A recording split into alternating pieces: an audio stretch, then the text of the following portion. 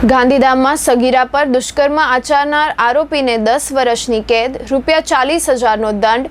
ગાંધીધામ શહેરમાં એક સગીરા સાથે દુષ્કર્મના ગંભીર કેસમાં પોક્સો કોર્ટે આરોપીને 10 વર્ષની સખત કેદની સજા ફટકારી છે। વર્ષ 2022માં કાર્ગો વિસ્તારમાં રહેતી સગીરા કામ અર્થે કાઝેઝ વિસ્તારમાં ગઈ હતી, ત્યારે આરોપી ઈશ્વર નરસિંહ પરમારે કંપની નજીકથી તેનું અપહરણ કરી દુષ્કર્મ આચર્યું હતું।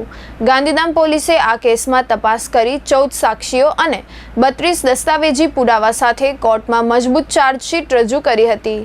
વિશેષ પોક્સો કોર્ટના ન્યાયાધીશ બીજી ગોલાણીએ બંને પક્ષોને સાંભળ્યા બાદ આરોપી ઈશ્વર પરમારને તકસીરવાન ઠેરવ્યો હતો।